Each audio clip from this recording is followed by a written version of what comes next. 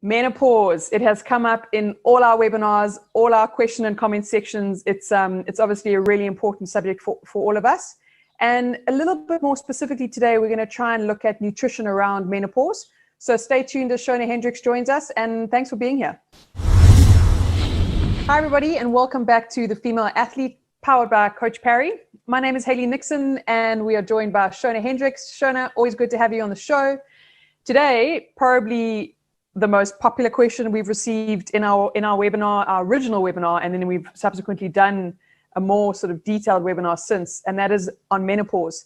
And we're going to talk today a little bit just around the nutrition that we can use to either combat or to at least complement what's going on with regards to perimenopause and postmenopause. So, Shona, as always, we value your time, and please enlighten us with what you can.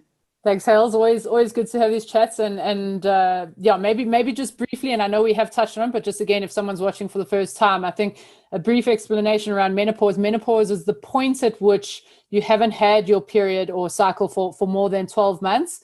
The points preceding that is perimenopause, and from that point onward, which is menopause, it's then known as postmenopause. But for ease of purposes, we talk about it as menopause and perimenopause. And so I think just, again, a little bit of the basic science of it is in perimenopause, your hormones are fluctuating quite all over the place. Estrogen and progesterone are moving up and down, no longer in a cyclic sort of way. And so it's very difficult to understand what's going on, and all sorts of symptoms arise from that.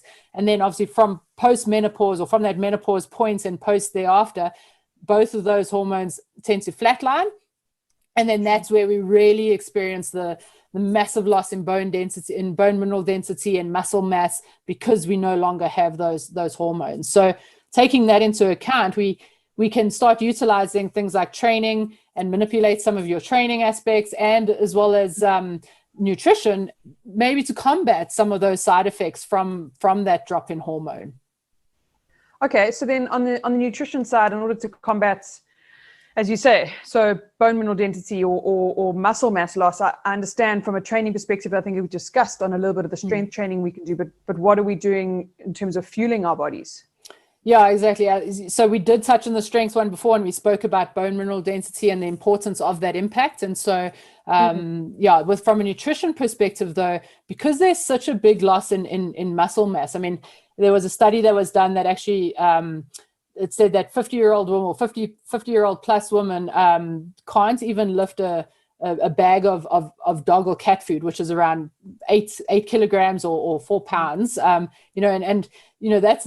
quite horrific. And so there's this massive loss in muscle mass, and in order to kind of combat that, we really want to utilize nutrition aspects. And so increasing protein intake and the timing thereof is really, really key. So making sure that you have that across your general diet and your balanced diet, but also really straight after exercise. And the protein, it isn't just any kind of protein. The one that really will make more of an impact are your leucine proteins. So milk-based or dairy sort of products. Okay. And so, that really will make much more of an impact in terms of that muscle mass loss. Yeah, absolutely. Because I'm sure a lot of women and a lot of our viewers are trying hard on the strength training perhaps, but then forgetting the nutrition side. And then also maybe that we have to realize that strength training doesn't mean bulking up, or taking a protein supplement doesn't mean you're going to turn into a gym bunny. It's we're trying to replace, like you said, combat. We're trying to replace what our body has naturally stopped giving us. Yeah, exactly. And I think that's the misconception. And I mean, in order to bodybuild, I think the bodybuilders will be quite upset just to think that taking a protein shake and doing a little bit of yes, strength training will get you there. So that won't happen. And essentially you'll be better off in terms of doing that. And I think, Hels, it's quite key to know, is we're talking menopause and almost that when you get to that point, you want to kind of subset some of those symptoms. But what's really important is that young females, or as you're going into perimenopause, are starting to think about this. We think about menopause in such a negative concept, sort of way, and I hate that, because it shouldn't just be perceived as this aging thing. And our sort of age of athlete, we need to start thinking about this and putting these things in place now, so that drop off at that phase in your life isn't as detrimental. So really putting good practice from a nutrition and a strength point of view, so that the the bone mineral density loss and the muscle mass loss later on in life isn't as extreme. Yeah, like you say, prevention's better than cure, because it's coming regardless, and then we can only kind of pat the fire out once it's here. And I wonder then, am I right in then relating that we've got these awesome, active, over 50-year-old women athletes that have gone through menopause and then are wondering why they're getting injured, and perhaps this is just a big part of it? Yeah, I've actually spoken to so many women or female athletes who are going through menopause, and it came out quite strongly in our webinar that a lot of female athletes just felt this lack in performance, this lack in energy, and injuries after injuries, and really just didn't have a reason why.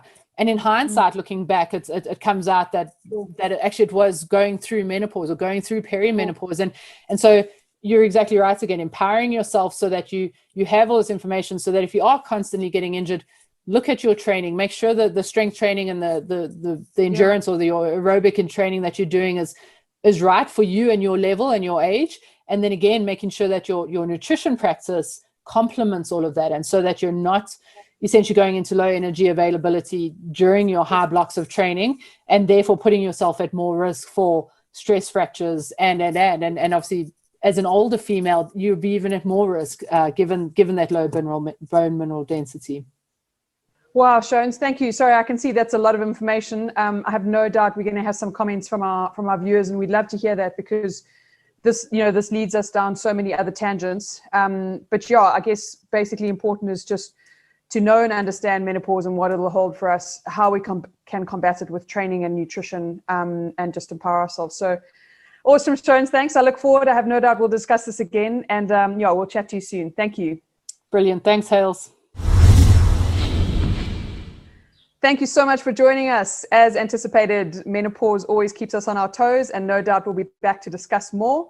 If you haven't done so already, make sure you subscribe to our channel, and please feel free to leave any comments, and we will get back to you and look forward to discussing those replies with you. Bye.